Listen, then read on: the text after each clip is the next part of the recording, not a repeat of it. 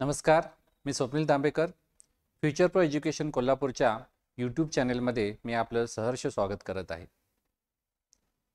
MPSC सरळ सेवा, TET परीक्षा म्हणजे शिक्षक भरतीसाठी जी परीक्षा होती ती, त्याचबरोबर महावितरणच्या परीक्षा, अशा बऱ्याचशा एक्झाम्स आजकाल IBPS घेत आहे.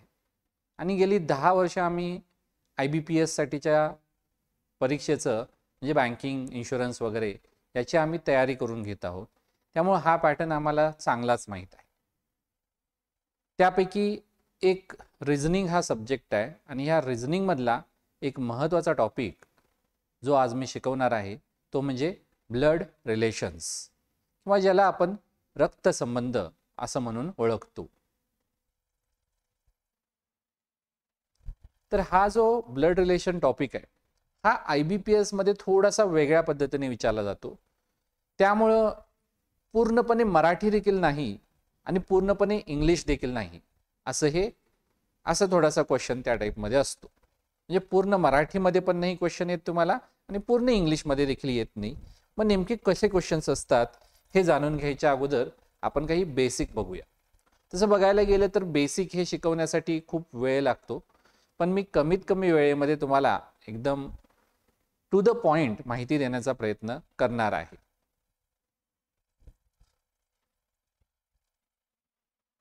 तर यामध्ये आपण एक फॅमिली ट्री ड्रॉ करणार आहे. फॅमिली ट्री तुम्हाला माहीत असेलच. तर फॅमिली ट्री आपण ड्रॉ करणार आहे. तर फॅमिली ट्री ड्रॉ करताना काही मी कन्व्हेन्शन्स यूज करणार आहे, काही मी चिन्ह यूज करणार आहे. आणि नेमकी मी कशी फॅमिली ट्री ड्रॉ करणार हे तुम्ही व्यवस्थित बघून घ्या. याच्या बेसिसवरच तुम्हाला इथून पुढचे जे प्रश्न आहेत त्याच पद्धतीने तुम्हाला सॉल्व करण्यासाठी मदत होणार आहे. तर फॅमिली ट्री ड्रॉ करण्यासाठी अगोदर काही व्यक्ती लागतील. तर या व्यक्तींची नावं मी काहीही घेतो. आपल्या कन्व्हिनियन्ससाठी मी ABCD अशी साधी सरळ सोपी जी एक्झाममध्ये देखील घेतली जातात नावं हीच मी वापरणार आहे. तर A ही एक व्यक्ती आहे आणि B ही एक व्यक्ती आहे. एक व्यक्ती आहे बोललो मी. आता यामध्ये व्यक्ती म्हटल्यानंतर दोन ह्या ठिकाणी त्याचे जेंडर म्हणजे लिंग असू शकतात. एक म्हणजे पुरुष किंवा स्त्री. तर पुरुष जर असेल तर त्याला आपण असं चौकोन करणार आहे आणि स्त्री जर असेल तर त्याला आपण असं सर्कल करणार आहे.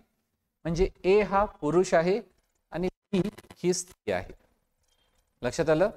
सो पुरुष असला तर आपण चौकोन करणार आणि B असेल तर गोल करणार.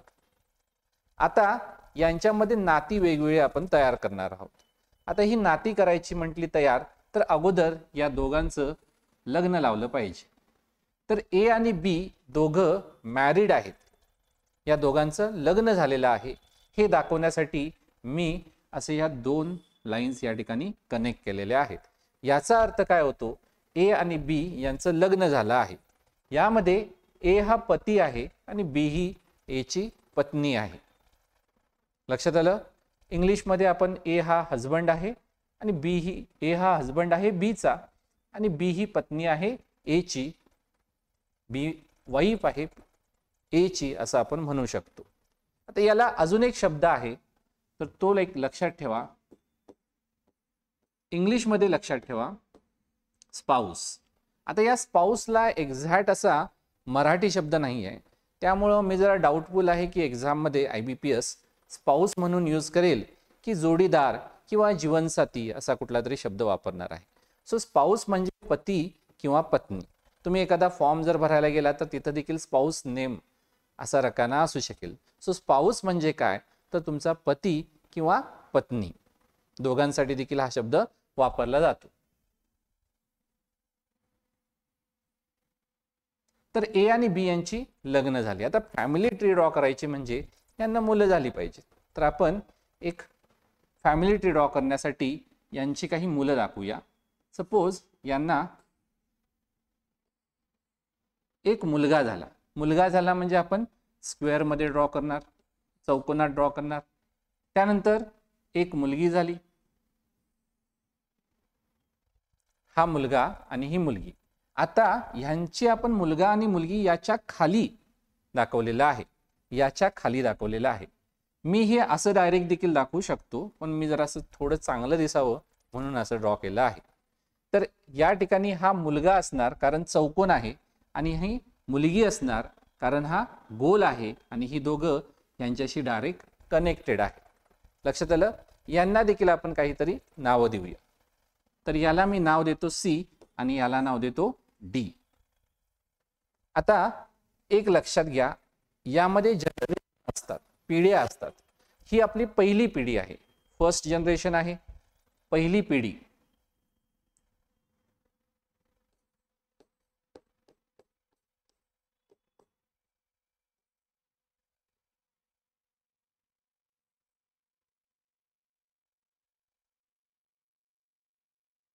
तर ढ कसं काढायचं मला आठवत नाही, मी इंग्लिशमध्ये काढतो पहिली पिढी, किंवा मी फर्स्ट जनरेशनच लिहितो कारण माझं मराठी फार कच्चं आहे असं दिसून येतं.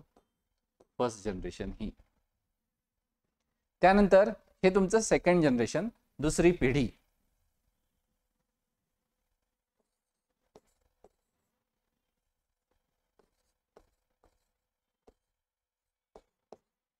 हे सेकंड जनरेशन. आता या सेकंड जनरेशन मध्ये या दोघांचे आपण लग्न लावून देऊया.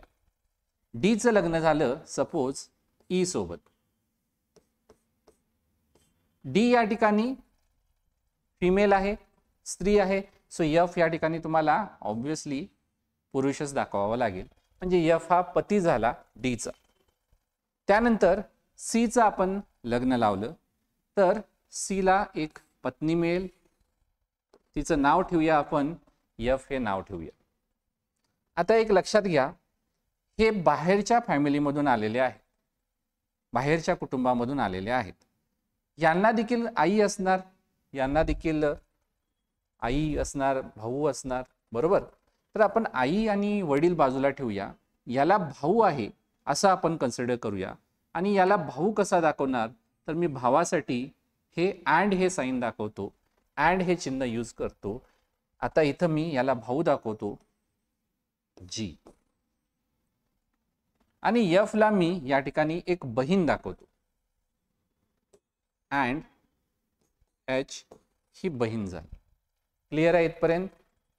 जी हा भाऊ आहे एफचा, अँड मी यूज केलं. इथं मी अँड का नाही यूज केलं, इथं करण्याची गरज नाही सांगा, कारण आपल्याला कळतंच ही दोघं भावंड आहेत, ही दोघं भावंड आहेत, ज्याला इंग्लिशमध्ये सिबलिंग असं म्हटलं जातं. काय म्हटलं जातं? सिबलिंग असं म्हटलं जातं. तर आता आपण पुढे जाऊया. सेकंड जनरेशन झालं, हा तुमचा सेकंड जनरेशन. आता थर्डला जनरेशनला येऊया. यांचं लग्न झालं म्हणजे यांना मुलं होतील. आता यांची मुलं आपण याला सपोज 2 मुलं झाली असं देखील दाखवलं तरी चालतं. आय मुलगी झाली, जे मुलगा झाला. त्यानंतर यांना देखील 2 मुलं झाली, एक मुलगी आणि एक मुलगा, के आणि इथं यल. आता यामध्ये यांची देखील लग्न होऊ शकतात. जसं मी यामध्ये जेचं लग्न लावू शकतो एम सोबत, आणि याच्यानंतर अजून एक पिढी येऊ शकते ज्याला आपण यांना एक मुलगा झाला म्हणूया, एन हा घेऊया. आता यामध्ये तुम्ही जनरेशन बघा, ही तुमची थर्ड जनरेशन झाली आणि ही तुमची फोर्थ जनरेशन झाली, चौथी पिढी झाली. सो ही ट्री डायग्राम आहे, ही व्यवस्थित अगोदर समजून घ्या. परत एकदा मी एक्सप्लेन करतो. तर ही तुमची फर्स्ट जनरेशन, ए आणि बी. आपण मेलसाठी म्हणजे पुरुषासाठी चौकोन वापरलेला आहे आणि स्त्रीसाठी आपण गोल वापरलेला आहे. ही पहिली पिढी. ह्याच्या नंतर आले दुसरी जनरेशन, दुसरी पिढी. यांना मुलं झाली, डायरेक्टली आपण यांना कनेक्ट केलेलं आहे सी आणि डी ला. लक्षात आलं? डायरेक्टली आपण सी आणि डी ला कनेक्ट केला आहे. तर सी हा मुलगा आहे, डी ही मुलगी आहे. ह्याच्यावरून आपल्याला चौकोन आणि गोल याच्यावरून कळलं. सी आणि एफ यांचं लग्न झालं. सी आणि एफचं लग्न झालं. सी पुरुष आहे त्यामुळे ही स्त्री असणार. 2 लाईन आपण या ठिकाणी दाखवल्या म्हणजे कळतं आपल्याला या दोघांचं लग्न झालं आहे. तसंच डीचं लग्न झालं, एफ 2दा झालं. इथं आपण वेगळं घेऊया, पी घेऊया. डीचं लग्न झालं पी सोबत आणि पीला एक भाऊ आहे जो आहे जी. पीला एक भाऊ आहे जी आणि या ठिकाणी एफ ला एक बहीण आहे जी आहे एच. आता आपण तिसऱ्या जनरेशन मध्ये आलो, तिसऱ्या पिढीमध्ये आलो. तिसऱ्या पिढीमध्ये एफ आणि सी यांना 2 मुलं झाली असं मी दाखवलेलं आहे. असं दाखवलं तरी चालतं किंवा असं दाखवलं तरी चालतं. बहीण भावासाठी आपण अँड यूज केलेलं आहे. इथं अँड यूज करायची गरज नाही कारण आपल्याला इथूनच कळतं ही भावंड आहेत म्हणून. आय या दोघांची मुलगी आहे, जे मुलगा आहे. जेचं लग्न झालं एम सोबत, यांना एक मुलगा झाला एन. तसंच डीचं लग्न झालं पी सोबत, यांना 2 मुलं झाली, के मुलगी, यल हा मुलगा. पीचा एक भाऊ आहे जो आहे जी. समजली? ही जर तुम्हाला ब्लड रिलेशनची डायग्राम कळली असेल तर पुढे आपल्याला भरपूर सोपं जाणार आहे. तर आता मी याच्यावर तुम्हाला काही प्रश्न विचारतो, त्याची उत्तरं तुम्हाला देता येतात का हे आपण बघूया.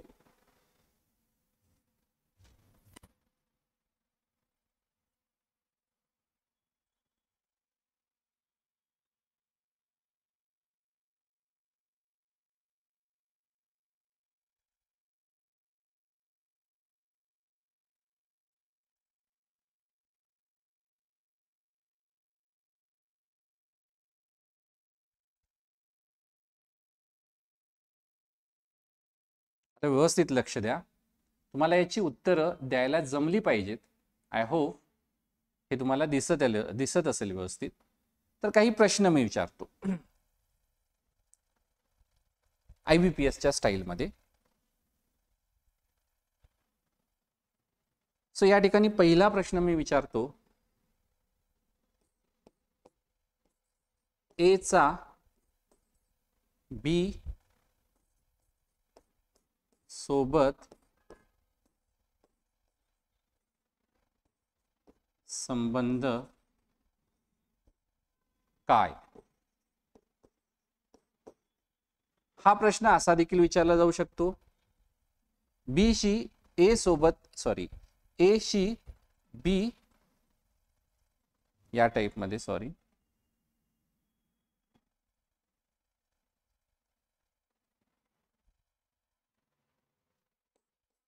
ए चा बी सोबत कसा संबंध आहे?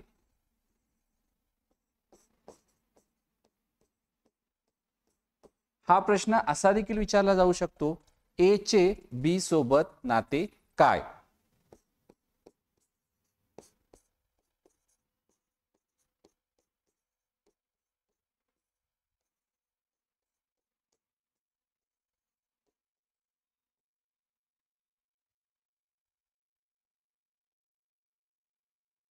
या तिन्ही प्रश्नांचं मीनिंग जे आहे ते सेम आहे. लक्षात आलं? या तिन्ही प्रश्नाचं मीनिंग जे आहे ते सेम आहे. ए चा बी सोबत संबंध काय? ए बीचा कोण आहे? ए हा पुरुष आहे. ए हा कोण आहे? तर ए हा पती आहे बीचा. लक्षात आलं? ए हा पती आहे बीचा. आता यामध्ये वेगवेगळी मी नावं यामध्ये बदलतो आणि तुम्हाला याची उत्तरं जमतात का ते आपण बघूया. मी यातला एकच प्रश्न ठेवतो, जे आपण स्टँडर्ड ट्रान्सलेशन आहे ते आपण ठेवणार आहे आणि यामध्ये फक्त आपण नावं बदलत जाणार आहे. ए चा बी सोबत कसा संबंध आहे? प्रश्न. तर याचं उत्तर तुम्हाला द्यायचं आहे. उत्तर काय येणार याचं? ए हा कोण आहे? पती आहे. ओके. त्यानंतर मी आता यातली नावं बदलतो. मी विचारतो, बी चा ए सोबत कसा संबंध आहे? बी चा ए सोबत कसा संबंध आहे? थोडक्यात बी चं ए सोबत नातं काय? तर या ठिकाणी उत्तर येणार पत्नी. बी कोण आहे? ए ची पत्नी आहे. लक्षात आलं? पुढचा प्रश्न बघूया. सी चा ए सोबत कसा संबंध आहे, सी चा ए सोबत कसा संबंध आहे. तर सी इथं आहे, ए इथं आहे, इथं तुम्हाला डायरेक्ट कनेक्ट केलेलं दिसतं, जस्ट खालच्या जनरेशन मध्ये आहे, त्यामुळं सी हा मुलगा असणार या ए चा. तर सी कोण असणार, मुलगा असणार ए चा. जर मी म्हटलं सी चा सॉरी डी चा ए सोबत कसा संबंध आहे, तर डी कोण आहे, ए ची मुलगी आहे. हे उत्तर येणार. त्यानंतर आपण पुढे जाऊया.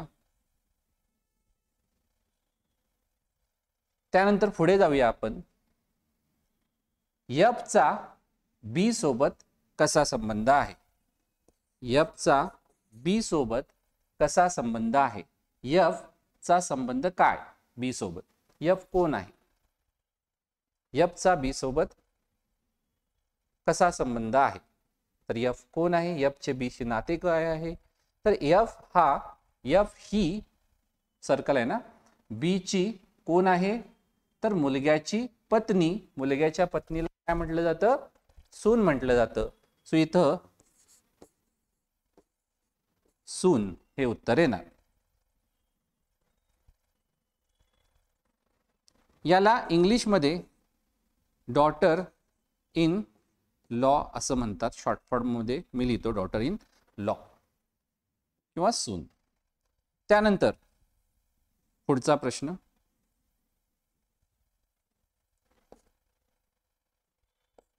ए चा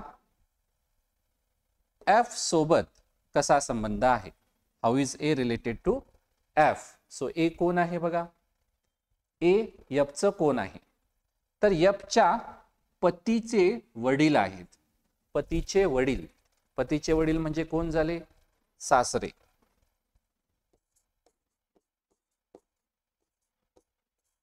आणि याला इंग्लिश मध्ये म्हणतात फादर इन लॉ. त्यानंतर बी कोण असणार मग, एफ ची मदर इन लॉ, सासू असणार आहे. ठीक आहे, पुढे जाऊया.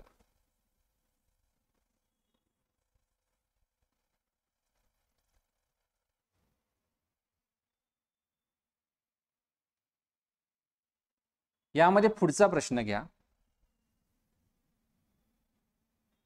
आय ए चा कोण असणार. आय चा ए सोबत कसा संबंध आहे. आईचा ए सोबत कसा संबंध आहे, थोडंसं मी बाजूला घेतो. आईचा ए सोबत कसा संबंध आहे, तर आय इथं आहे, ए इथं आहे. ही तुमची पहिली जनरेशन होती, ही तुमची सेकंड जनरेशन होती, ही तुमची थर्ड जनरेशन आणि ही तुमची चौथी जनरेशन, चौथी पिढी होती. तर आयचा ए सोबत कसा संबंध आहे. आय कोण आहे, तर आय बघूया आपण, ए च्या मुलाची मुलगी आहे. सो मुलाची मुलगी. आय कोण असणार आहे मग, आय असणार आहे नात.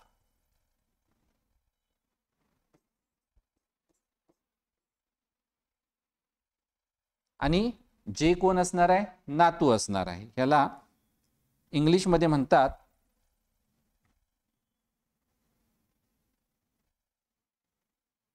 इंग्लिश मध्ये ऍक्च्युली तुम्हाला काही गरज नाही आहे तशी, कारण नातच म्हटलं जातं. नात, नातू हे जे शब्द आहेत ते ॲज इट इज वापरले जातात.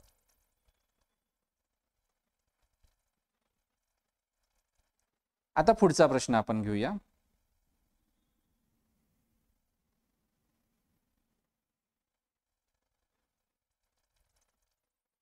जे झाला नातू ए चा.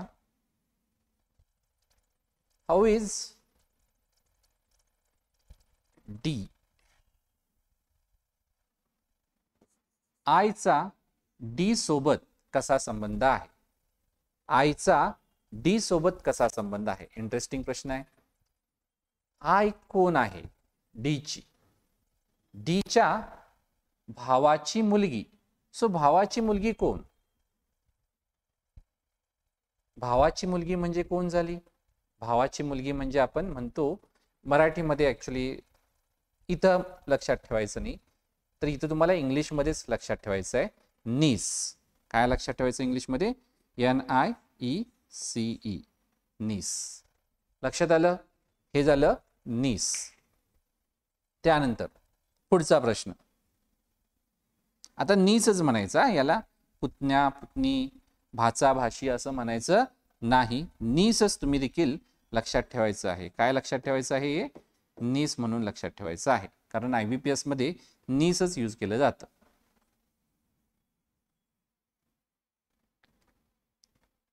पुढचा प्रश्न. यलचा सी सोबत कसा संबंध आहे? यलचा सी सोबत कसा संबंध आहे? तर यल कोण आहे सीचा? तर बहिणीचा मुलगा. बहिणीचा मुलगा याला काय म्हणायचं? तर याला म्हणायचं, इंग्लिशमध्येच लक्षात ठेवायचं आहे तुम्हाला, कारण आपण IBPS ची एक्झाम देतो, नेफ्यू. काय लक्षात ठेवायचं नाव तुम्हाला? नेफ्यू. भाचा भाची हे आता लक्षात ठेवू नका. Nephew. I hope so correct आहे माझं. ओके. त्यानंतर पुढचा प्रश्न.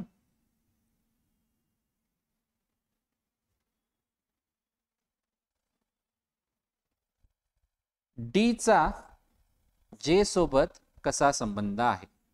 डीचा जे सोबत कसा संबंध आहे? डी कोण आहे?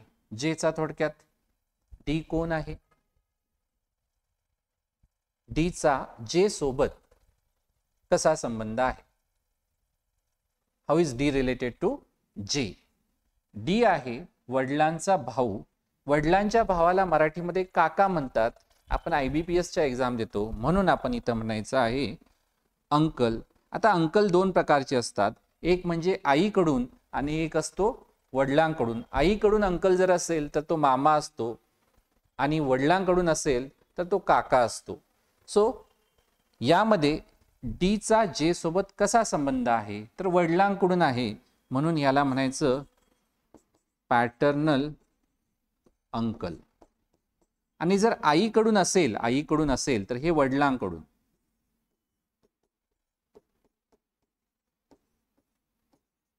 आणि जर आईकडून असेल तर त्याला मॅटर्नल असं म्हटलं जातं.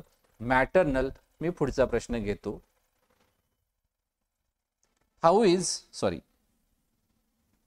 सीचा के सोबत कसा संबंध आहे? तर इथं बघा सी कोण आहे बघा. केचं सी आहे आईचा भाऊ. आईचा भाऊ म्हणजे मामा झाला, अंकल झाला. अंकल, पण अंकल देखील दोन असतात ना. सो यामध्ये तुम्हाला लिहायचं आहे मॅटर्नल अंकल. आईकडून. लक्षात आलं? Maternal uncle. Maternal uncle. ठीक आहे. पुढचा प्रश्न.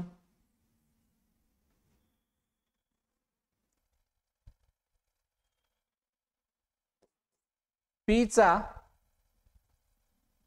जे सोबत कसा संबंध आहे? पीचा जे सोबत कसा संबंध आहे? सो पी कोण आहे? जेचा. सो जेचा वडिलांच्या म्हणजे काकांची वाईफ आहे असं म्हणू शकतो ना आपण. काकांची वाईफ आहे. आणि याला इंग्लिशमध्ये आपल्याला लक्षात ठेवायचं आहे AUNT. काय लक्षात ठेवायचं आहे? आंट. इथं आपल्याला काकी म्हणायचं नाहीये किंवा मामी म्हणायचं नाही. आंट म्हणजे काकी किंवा मामी असतं, पण या ठिकाणी तुम्हाला आंटच म्हणायचं आहे. आणि वडिलांकडून असेल तर तुम्ही पॅटर्नल आंट देखील म्हणू शकता. पण पॅटर्नल आंट म्हणजे वडिलांची बहीण होते, ते वेगळं नातं होतं. इथं आंट म्हणजे एक लक्षात ठेवा, काकी असू शकते, मामी असू शकते, मावशी असू शकते आणि आत्या देखील असू शकते. या सगळ्या पॉसिबिलिटीचा विचार आपल्याला आंटसाठी करावा लागेल. तसंच सेम अंकलसाठी देखील सगळ्या पॉसिबिलिटीचा विचार करावा लागेल. पण जर पॅटर्नल अंकल असेल तर मामाच असणार, काकाच असणार. आणि मॅटर्नल अंकल असेल तर मात्र मामाच असणार आहे. मॅटर्नल आंट असेल तर आईची बहीणच असणार आणि पॅटर्नल आंट असेल तर वडिलांची बहीणच असणार. लक्षात आलं? पुढचा प्रश्न,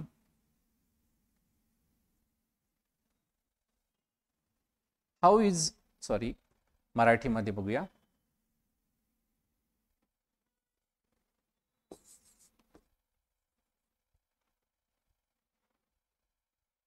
एचचा सी सोबत कसा संबंध आहे? एचचा सी सोबत कसा संबंध आहे? सो एच कोण आहे सीचं? तर सीच्या पत्नीची बहीण. आता पत्नीच्या बहिणीला मराठीमध्ये काय म्हणतात हे महत्वाचं नाही आहे, तुम्हाला इंग्लिशमध्येच हे लक्षात ठेवायचं आहे, कारण IB हे इंग्लिशमध्येच विचारतं, इंग्लिशमध्येच देतं, म्हणून याला म्हणायचं आहे तुम्हाला सिस्टर इन लॉ. काय म्हणायचं आहे? Sister in law. So H ही सीची सिस्टर इन लॉ आहे. त्याचप्रमाणे पुढचा प्रश्न घ्या. सिस्टर इन लॉ आलेला आहे. सिस्टर इन लॉ म्हणजे काय? थोडक्यात झालं आपल्या पत्नीची बहीण. बरोबर? फक्त पत्नीचीच बहीण आहे का? पतीची बहीण असेल तर ती देखील होणारच ना. सो पत्नी किंवा पतीची बहीण ही सिस्टर इन लॉ असते. पती किंवा पत्नीची बहीण सिस्टर इन लॉ असते. त्याचबरोबर पुढचा प्रश्न घ्या.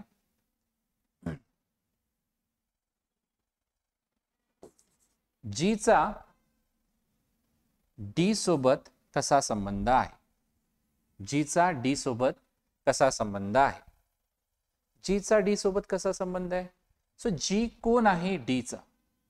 तर डीच्या पतीचा भाऊ. पतीचा भाऊ म्हणजे कोण झाला? मराठीमध्ये लक्षात ठेवू नका, इंग्लिशमध्ये लक्षात ठेवा IBPS साठी. Brother in law.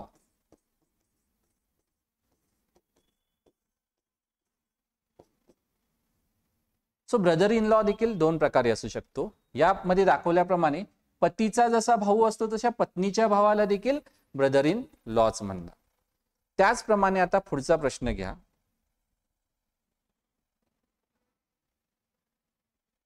सीचा एच सोबत कसा संबंध आहे? सीचा एच सोबत कसा संबंध आहे? सो एचच्या बहिणीचा नवरा. बहिणीच्या नवऱ्याला आता मराठीमध्ये काय म्हणतात ते विसरा. IBPS साठी तुम्हाला बहिणीच्या नवऱ्याला म्हणायचं आहे brother in law. So brother in law दोन असतात, तसंच सिस्टर इन लॉ दोन असतात. एक म्हणजे ब्रदर इन लॉ आपल्या पती किंवा पत्नीचा भाऊ आणि दुसरा म्हणजे आपल्या बहिणीचा नवरा. दोन असतात. लक्षात आलं ब्रदर इन लॉ? तसंच सिस्टर इन लॉला पती किंवा पत्नीची बहीण किंवा आपल्या सिस्टर इन लॉ आपल्या भावाची पत्नी, याला देखील सिस्टर इन लॉ म्हणतात. पुढे जाऊया. आता पहिल्या आणि तिसऱ्यामध्ये बघूया. एचा जे सोबत कसा संबंध आहे? सो ए कोण आहे? जेच्या वडिलांचे वडील आहेत. वडिलांचे वडील यांना काय म्हटलं जातं?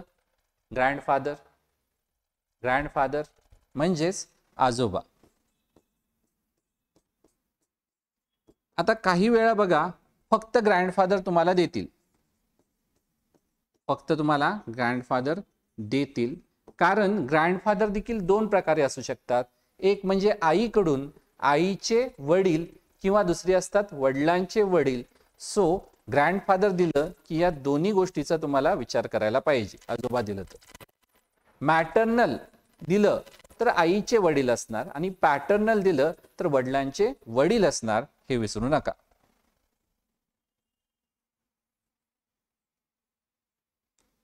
हाऊ इज पुढचा प्रश्न मराठीमध्येच घेऊया.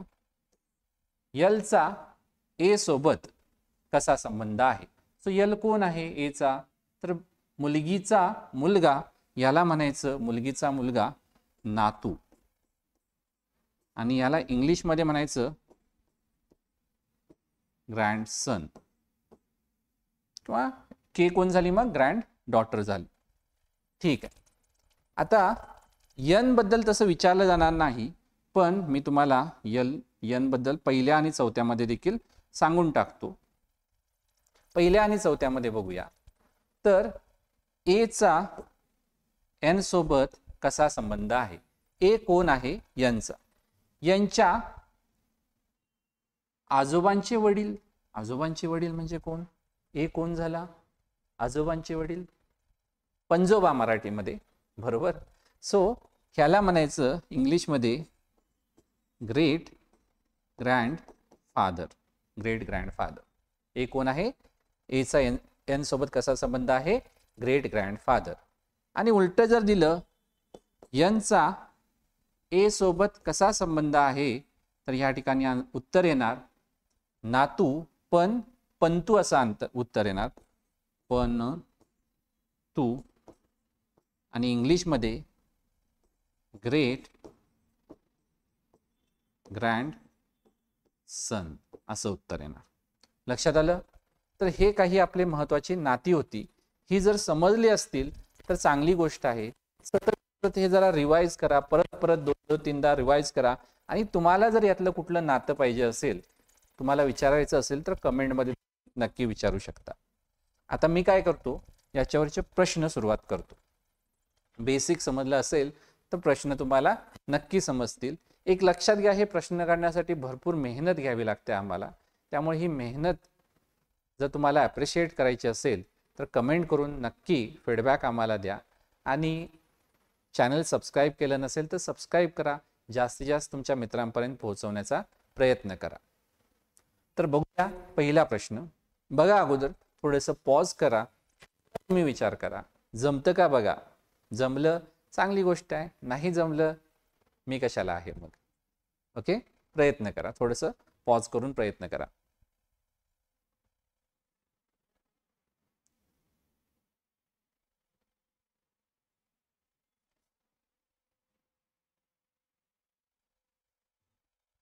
सो प्रयत्न केला असेलच, कॉंग्रॅच्युलेशन. नाही केला तरी पण काही प्रॉब्लेम नाही, मी आहेच. बघूया पहिला प्रश्न.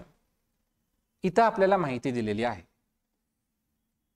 या माहितीप्रमाणे आपल्याला काय करायचं आहे, तर आपल्याला डायग्राम ड्रॉ करायची आहे. आता डायग्राम कशी ड्रॉ करायची, तर काही बेसिक गोष्टी मी तुम्हाला या प्रश्न सुरू करायच्या अगोदर सांगतो, म्हणजे अजून तुम्हाला डायग्राम ड्रॉ करायला काही प्रॉब्लेम येणार नाही. तर मी तुम्हाला काही वाक्य देतो, त्याच्यापासून तुम्हाला डायग्राम ड्रॉ करायची आहे.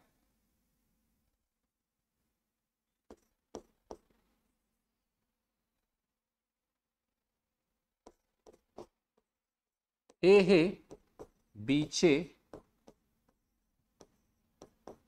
वडील आहेत. आता तुम्हाला विचार करताना करायचं की ए हे बीचे वडील आहेत, हे वाक्य आहे. तर कुठल्या जनरेशनमध्ये कोण असणार याचा विचार करायचा. सो ए हे वडील आहेत म्हणजे ए हे वरच्या जनरेशनमध्ये असणार. स्क्वेअर येणार, चौकोन येणार, आणि त्याच्या जस्ट खाली कोण असणार आहे? बी असणार आहे. लक्षात आलं? हे वाक्य आपण असं इंटरप्रिट करणार आहे. त्यानंतर पुढचं वाक्य घेऊया.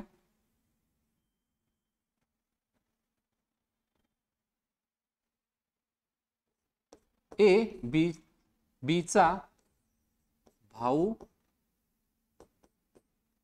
आहे. ए बीचा भाऊ आहे. भाऊ म्हटल्यानंतर एकाच जनरेशन मध्ये असणार दोघं, पण कोण कोणाचा भाऊ आहे? ए हा बीचा भाऊ आहे. सो ए भाऊ असणार कोणाचा? बीचा, एकाच जनरेशन मध्ये. पण बी याच्यावरून त्याची बहीण ठरत नाही, ए हा भाऊच ठरतो. लक्षात आलं? त्यानंतर पुढचं वाक्य.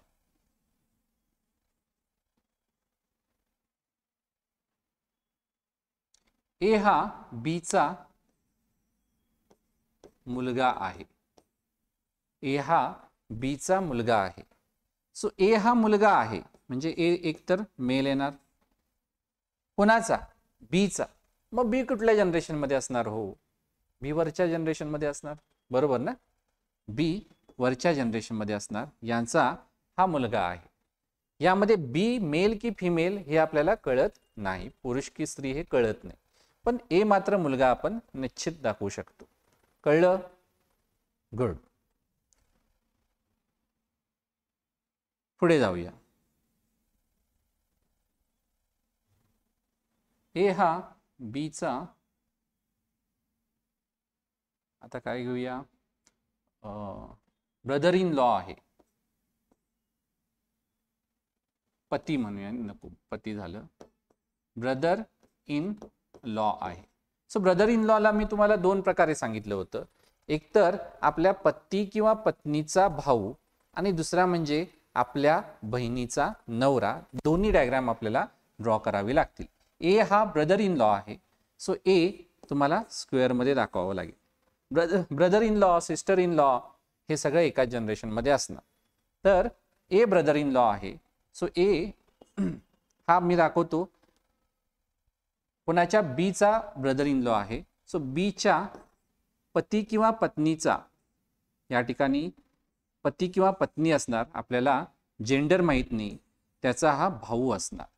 किंवा पती किंवा पत्नीचा भाऊ, किंवा ए हा बीचा ब्रदर इन लॉ आपण दाखवू शकतो, बहिणीचा नवरा.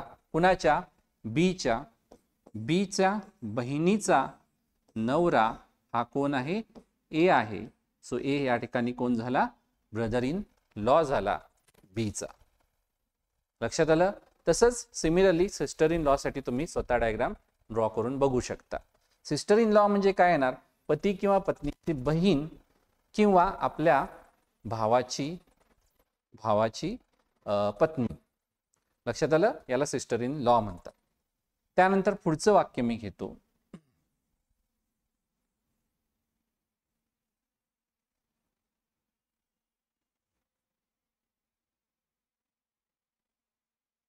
ए हा बीचा अंकल आहे. अंकल म्हणजे मी तुम्हाला पॅटर्नल सांगितलंय की मॅटर्नल? नाही सांगितलं. सो याच्या सगळ्याचा पॉसिबिलिटीचा तुम्ही विचार केला पाहिजे. याच्या बऱ्याचशा डायग्राम ड्रॉ होतील. एक म्हणजे तुम्ही वडिलांचा भाऊ दाखवू शकता, दुसरं म्हणजे तुम्ही आपल्या आईचा भाऊ दाखवू शकता, तिसरं म्हणजे तुम्ही तुमच्या मावशीचा हजबंड अंकल दाखवू शकता, आणि चौथं म्हणजे तुम्ही तुमच्या आत्याचा पती हा देखील अंकल म्हणून दाखवू शकता. याच्या 4 डायग्राम येतील. लक्षात आलं? म्हणून मी ही डायग्राम सध्या काढत नाही आहे, कारण 4 डायग्राम म्हणजे खूप होतील. लक्षात आलं? एक म्हणजे परत काढून दाखवतो वाटल्यास, तुमच्या बीच्या आई किंवा वडील यांचा भाऊ. ए हा अंकल झाला. इथं मी ट्रायंगल दाखवलाय बघा, म्हणजे तुम्हाला मेल की फिमेल हे कळत नाही, पण यांच्या आई किंवा वडिलांचा भाऊ हे तर फिक्स झालं. दुसरी पॉसिबिलिटी म्हणजे बीच्या आई किंवा वडिलांच्या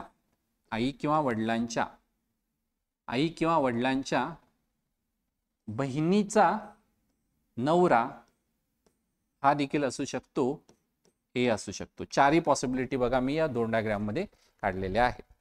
म्हणजे बीच्या आई किंवा वडिलांचा भाऊ, बीच्या आई किंवा वडिलांच्या बहिणीचा नवरा, म्हणजेच आपल्याला अंकल म्हणून येणार आहे.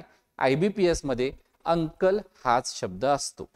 सिमिलरली आंट साठी देखील तुम्हाला 2 अशा टोटल 4 येतील, 2 मध्ये तुम्ही दाखवू शकता. प्रयत्न करा, नक्की तुम्हाला जमेल. पुढे जाऊया.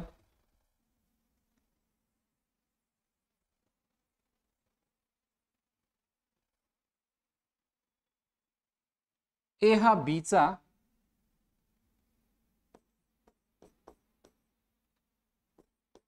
नेफ्यू आहे. ए हा बीचा नेफ्यू आहे.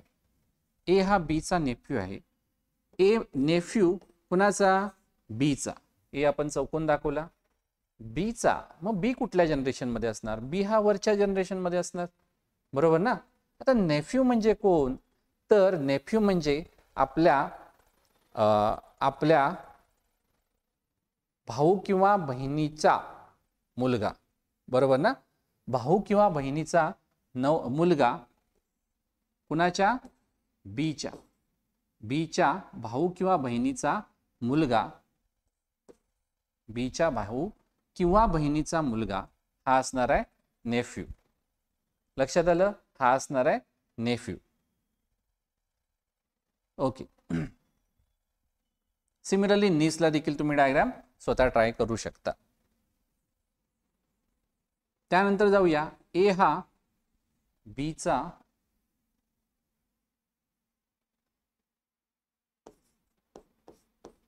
नातू आहे. आता याची डायग्राम कशी काढणार? ए हा बीचा नातू आहे. ए हा नातू आहे. नातू आहे म्हणजे तुम्ही जनरेशनचा विचार करा. 1 2 3 तिसऱ्या जनरेशन मध्ये असणार. इथं दुसरी याच्यावर, याची पहिली याच्यावर असणार. ए हा बीचा नातू आहे. बी कुठं असणार मग? अर्थातच पहिल्या जनरेशन मध्ये. सो याचा मुलगा किंवा मुलगी असणार. याचा मुलगा हा ए असणार. लक्षात आलं? जनरेशन फक्त तुम्ही समजून घ्या. कळलं? तर आता तुम्ही बेसिक डायग्राम तर मी सांगितलेले आहेत. हे खूप डीप मध्ये जाता येतं पण जात नाही मी. आपण काय करूया, प्रश्न याच्यावरचे सोडवूया.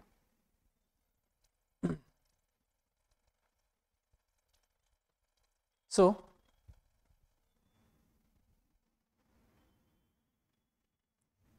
प्रश्न बघा. ए हा बीचा भाऊ आहे, पहिली माहिती. सी हा बीचा वडील आहे. ए हा बीचा भाऊ आहे. दाखवू शकतो आपण, डायग्राम काढू शकतो. यस, ए हा बीचा भाऊ आहे, दाखवू शकतो. मी इथं डायग्राम काढतो. ए हा बीचा भाऊ आहे. भाऊसाठी मी अँड यूज करत आहे. ठीक आहे. सी हा बीचा वडील आहे. सी बीचे वडील आहेत म्हणजे काय? सी बीचे वडील आहेत म्हणजे ए चे देखील असणारच आहे. सी वडील आहेत, चौकोन दाखवला मी. पुढे डी ही सीच्या वडिलांची एकमेव सून आहे. डी ही सीच्या वडिलांची एकमेव सून आहे. आता थोडंसं मी खाली घेतो हे. डी ही सीच्या वडिलांची, सीच्या वडिलांची, सीचे वडील इथं असणार. या वडिलांची, डी ही सीच्या वडिलांची म्हणजे यांची, डी ही एकमेव सून आहे म्हणजे एकमेव सून म्हणजेच काय? तर ती ऑब्विसली कोणाची असणार आहे? सीची असणार. सीची वाईफ असणार डी. लक्षात आलं? सीची वाईफ असणार डी. त्यानंतर आता तुम्ही असं म्हणू शकता की सीला एक भावंड आहे आणि त्याची देखील वाईफ असू शकते, असं देखील म्हणू शकता ना. पण या ठिकाणी पुढचं वाक्य महत्वाचं आहे बघा. सीला कोणतंही भावंड नाही आहे, त्यामुळे सीला कोणीही भाऊ नाही आणि डी ही एकमेव सून जर असेल सीच्या वडिलांची, तर ती सीची कोण असणार आहे? पत्नी असणार आहे, वाईफ असणार आहे. लक्षात आलं? तर सीला कोणतेही भावंड नाही, त्यामुळे आपण इथंच हे दाखवणार आहे. तर आता आपण याच्यावरचे प्रश्न बघूया. पहिला प्रश्न, डी चा बी सोबत कसा संबंध आहे? डी चा बी सोबत कसा संबंध आहे? डी कोण आहे? बीचा. बीचा कोण आहे? ऑब्विसली डायरेक्ट रिलेशन आहे. बीचं कोण आहे? ही आई आहे. याचं उत्तर येणार आई. डी कोण आहे? आई आहे बीची. त्यानंतर ए चा सीच्या आई सोबत काय संबंध आहे? ए चा सीच्या आई सोबत, सीची आई इथं वर येणार, सीची आई इथं येणार. सो ए चा, ए कोण आहे या सीच्या आईची? मुलाचा मुलगा. कोण असणार? ए चा सीच्या आई सोबत कसा संबंध आहे? हे असणार आहे त्याचा ग्रँडसन म्हणजेच आपण म्हणू शकतो नातू किंवा ग्रँडसन. कळलं? ठीक आहे, पुढे जाऊया आपण.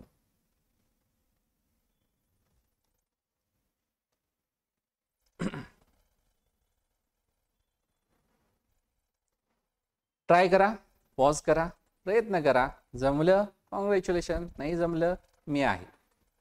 प्रयत्न करा. ठीक आहे, बघा आता इथून सुरुवात होते, इथपर्यंत माहिती आहे. आपण फॅमिली ट्री ड्रॉ करूया. A is brother in law of B. A is brother in law of B. Brother in law दोन प्रकारे दाखवू शकतो. एक म्हणजे आपल्या पती किंवा पत्नीचा भाऊ किंवा आपल्या बहिणीचा नवरा. मी काय करतो, दोन्ही या ठिकाणी घेतो.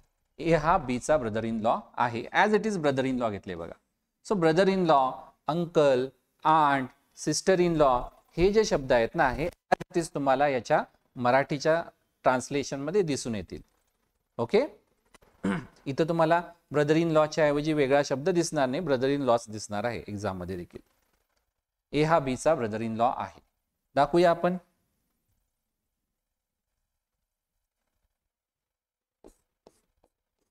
ए ब्रदर इन लॉ म्हणजे ए हा कुणाचा ब्रदर इन लॉ आहे, बीचा. सो बीच्या पती किंवा पत्नीचा भाऊ आहे. सो मी उलट देखील दाखवू शकतो. बीच्या पती किंवा पत्नीचा भाऊ ए आहे. ही एक पॉसिबिलिटी झाली, बरोबर ना. बीच्या पती किंवा पत्नीचा भाऊ हा ए आहे. किंवा दुसरी पॉसिबिलिटी देखील या ठिकाणी येते. ही दुसरी पॉसिबिलिटी मी इथं घेतो. बहिणीचा नवरा बीच्या बहिणीचा नवरा ए आहे. बीची बहीण आणि याचा नवरा ए आहे. लक्षात आलं. पुढे जाऊया. सी इज बीज स्पाउस. सी ही बीची स्पाउस आहे. सी ही स्पाउस म्हणजे काय, तर सॉरी या ठिकाणी थोडंसं ट्रान्सलेशन चुकलेलं आहे. इथं पत्नी नको पाहिजे होती. सी इज बीज स्पाउस. स्पाउसच्या ऐवजी जीवनसाथी म्हणूया. जीवनसाथी ट्रान्सलेशन थोडंसं चुकलेलं आहे. ओके, समजून घ्या. सी ही बीची जीवनसाथी आहे.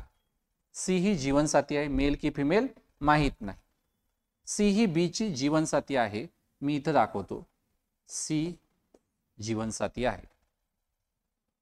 हा किंवा ही. ओके, याच्यावरनं ठरवू नका.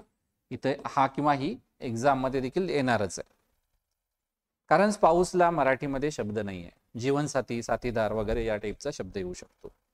बी हा डीचा वडील आहे.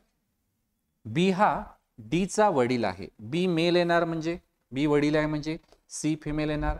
बी हा डीचा वडील आहे. सो डी इथं खालच्या जनरेशन मध्ये येणार. बी वडील येणार इथं. डी खालच्या जनरेशन मध्ये येणार. सी आई येणार. लक्षात आलं का. पुढे जाऊया. बी हा ईचा एकमेव मुलगा आहे. बी हा ईचा एकमेव मुलगा आहे. ईचा एकमेव मुलगा आणि ही कोण आहे, मुलगी आहे. बी हा ईचा एकमेव मुलगा आहे. लक्षात आलं. म्हणजे ई वरच्या जनरेशन मध्ये आपण दाखवलं. एफ ही सी ची सिस्टर इन लॉ आणि ए ची पत्नी आहे. एफ ही ए ऑलरेडी आपण घेतलेला आहे. सो एफ ही सी ची सिस्टर इन लॉ आणि ए ची पत्नी. एफ ही ए ची पत्नी अगोदर दाखवूया. एफ ए ची पत्नी इथंच असणार, बरोबर ना. ए ची पत्नी इथं.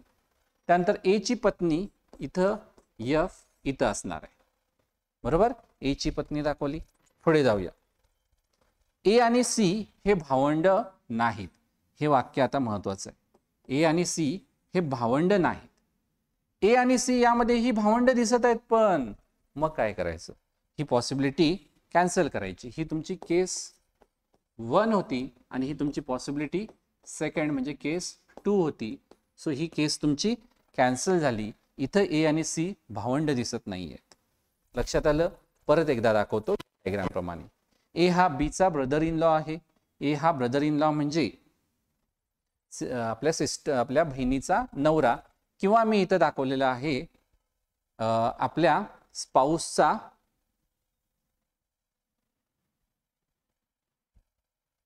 कुठे गेलं. ए हा बीचा ब्रदर इन लॉ आहे.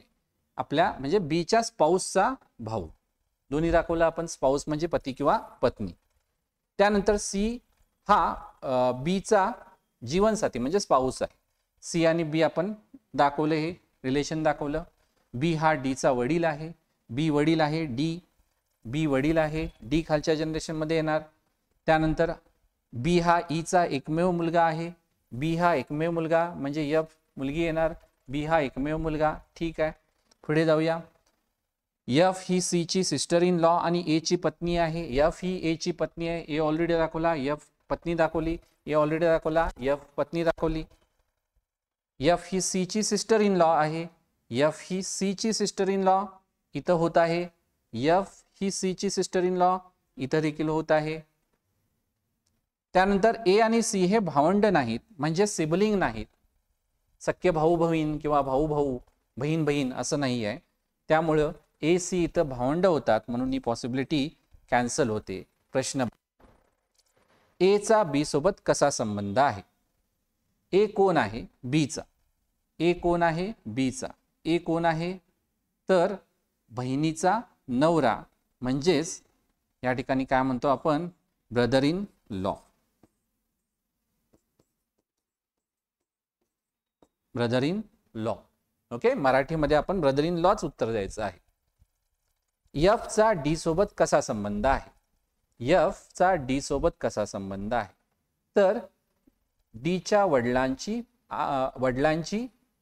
बहीण, म्हणजेच तुम्ही म्हणू शकता मॅटर्नल आंट. लक्षात आलं? आंटला आपण आंटच म्हणणार आहे. झालं? दुसरा प्रश्न समजला? समजलं असेल तर आपण तिसरा प्रश्न बघूया. तर तिसऱ्या प्रश्नामध्ये काय दिले बघा. एका कुटुंबात 3 पिढ्यांचे 7 सदस्य राहतात. एका कुटुंबात, एका फॅमिलीमध्ये 7 सदस्य आहेत. 3 पिढ्या आहेत. पिढ्या म्हणजे आपण जनरेशन म्हणतो. कुटुंबात 3 विवाहित जोडपी आहेत. 3 विवाहित म्हणजे 3 कपल आहेत. यशचा विवाह यप सोबत झाला आहे. यशचा विवाह यप सोबत झाला आहे. यशचा विवाह यप सोबत, अशी आपण डायग्राम ड्रॉ करणार. पुढे, आणि यफ ही जी ची सून आहे. यफ ही सून आहे. कोणाची? जी ची. यफ ही सून आहे म्हणजे जी कुठल्या जनरेशन मध्ये असणार? वरच्या जनरेशन मध्ये असणार. म्हणजे यफचा हा कोण झाला? यफचा हा हजबंड झाला, नवरा झाला, आणि त्याची यफ ही जी ची सून आहे. यफ ही जी ची सून म्हणजे जी या वरच्या जनरेशन मध्ये येणार. जी अजून आपल्याला मेल की फिमेल माहित नाही. पुढे जाऊया.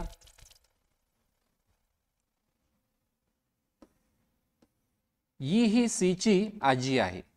ई ही सी ची आजी आहे. 3 जनरेशन सांगितलेले आहेत. सो ई सी अजून आपण दाखवू शकत नाही, पण पहिल्या आणि तिसऱ्या जनरेशन मध्ये येणार एवढं आपल्याला कळतं. बी ही जी ची नात आहे. जी ची नात बी म्हणजे बी या जनरेशन मध्ये येणार. कुठे येणार अजून माहित नाही. थोडक्यात ही तुमची फर्स्ट जनरेशन झाली, ही सेकंड झाली, आणि ही तुमची थर्ड झाली. बी ही कोण आहे? बी ही जी ची नात आहे एवढं माहित आहे, पण नेमकं कुठं आहे हे अजून माहित नाही. पण या जनरेशन मध्ये आहे हे तर कन्फर्म आहे. पुढे जाऊया. बी ही के ची सिस्टर इन लॉ आहे. बी ही के ची सिस्टर इन लॉ आहे. आता के कुठं आहे? के माहित नाही, म्हणून आपण जरा पुढचं बघूया. यफ ला एकच मुलगा आहे. यफ ला एकच मुलगा आहे. तो मुलगा मी दाखवतो. मी बी ला इथं जरा बाजूला घेतो. इथं घेतो या जनरेशन मध्ये, नंतर दाखवायचंय पण तिसऱ्या जनरेशन मध्ये दाखवायचं आहे. हे वाक्य घेतो मी. यफ ला फक्त एकच मुलगा आहे. यफ ला फक्त एकच मुलगा आहे. एकच मुलगा आहे यफ ला.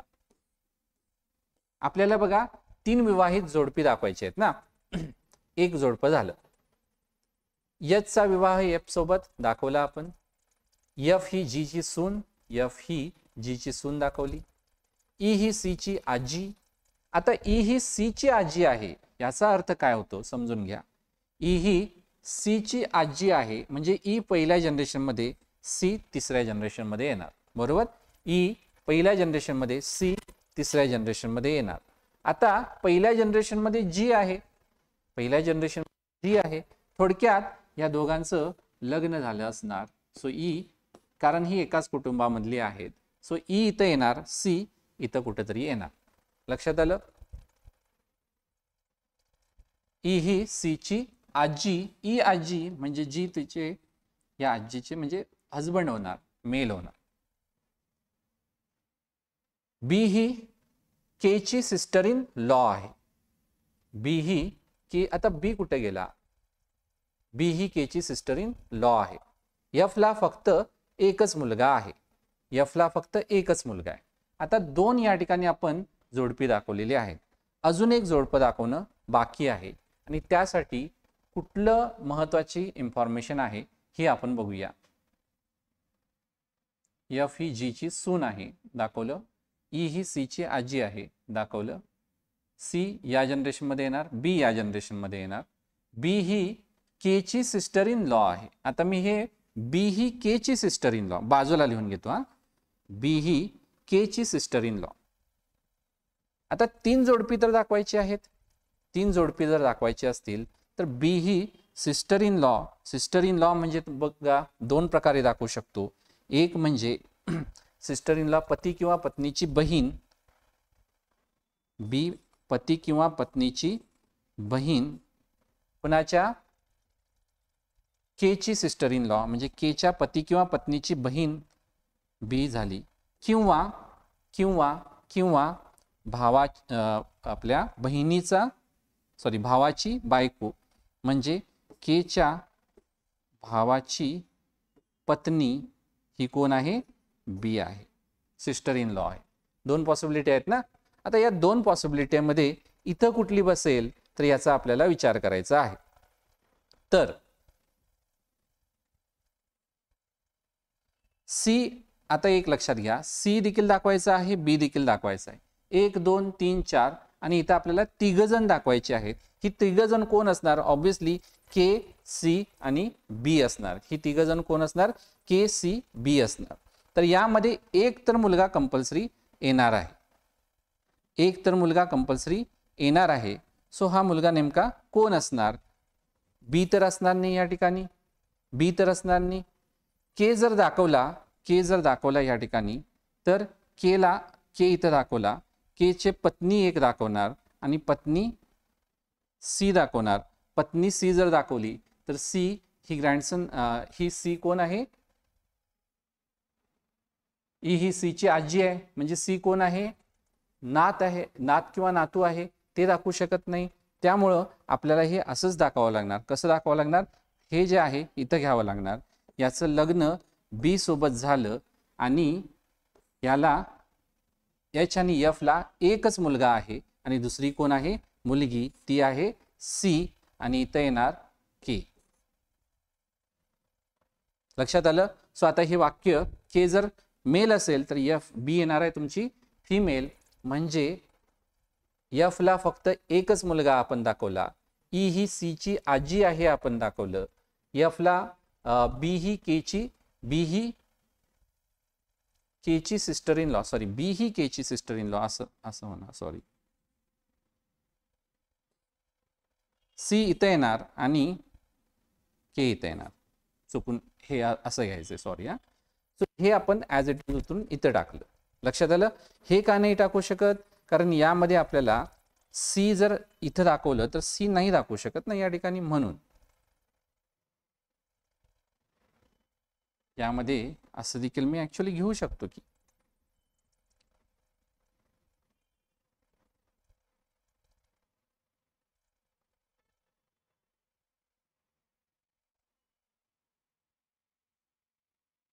ही देखील पॉसिबिलिटी यामध्ये होऊ शकते. म्हणजे बघा, काढून दाखवतो मी. जी ई, त्यानंतर एच एफ, त्यानंतर इथं ही पॉसिबिलिटी बघा. तर यांना एक मुलगा आहे, तो आहे शिल्लक राहिलेला सी. त्यानंतर सी ला एक बहीण आहे बी आणि सी ची वाईफ आहे के. सो यामध्ये बघा, ई ही सी ची, बी ही के ची सिस्टर इन लॉ, बी ही के ची सिस्टर इन लॉ आणि बी ही के ची सिस्टर इन लॉ. म्हणजे या ठिकाणी तुम्हाला दोन डायग्राम येतात. ही तुमची केस 1 असेल आणि ही तुमची केस 2 असणार आहे. लक्षात आलं? थोडंसं ट्रिकी होतं हे, कळलं का? ओके, परत एकदा बघा, थोडंसं ट्रिकी आहे शेवटी, त्यामुळे तुम्हाला थोडंसं समजायला अवघड वाटू शकतं, पण प्रयत्न केला तर नक्की जमेल. ओके, तर ट्रिकी क्वेश्चन होता हा. प्रश्न बघूया याच्यावरचा. परत एकदा यातल्या सगळ्या माहिती बघूया. एका कुटुंबात 3 पिढ्यांचे 7, 1 2 3 4 5 6 7, 1 2 3 4 5 6 7. कुटुंबात 3 विवाहित जोडपी आहेत, 1 2 3, 1 2 3. एचचा विवाह एफ सोबत झाला आहे, दाखवला आपण. एफ ही जी ची सून आहे, एफ ही जी ची सून आहे, दाखवली आपण. ई ही सी ची आजी आहे, ई ही सी ची आजी आहे, हे पण दाखवलं आपण. बी ही जी ची नात आहे, बी ही जी ची नात आहे, हे देखील आपण दाखवलं. पण इथं इथं बी ही जी ची नात होत नाही ना, नात होत नाही, त्यामुळे ही पॉसिबिलिटी तुमची कॅन्सल होणार आणि ही तुमची पॉसिबिलिटी करेक्ट राहणार आहे. याच्यावरूनच तुम्हाला बी ही नात दाखवणं शक्य आहे. कळलं का? बी ही या डायग्राम मध्ये नात होईल, या डायग्राम मध्ये होणार नाही, म्हणजे ह्याचं उत्तर हे एकच असणार आहे. ओके, बी ही जी ची नात आहे, बी ही के ची सिस्टर इन लॉ आहे, के ची सिस्टर इन लॉ आपण दाखवली. एफ ला फक्त एकच मुलगा आहे, एफ ला फक्त एकच मुलगा आहे, दुसरी मुलगी आहे. प्रश्न बघूया, हे कॅन्सल झाले डायग्राम. इथं बघा, ईचा एफ सोबत कसा संबंध आहे, ईचा एफ सोबत कसा संबंध आहे.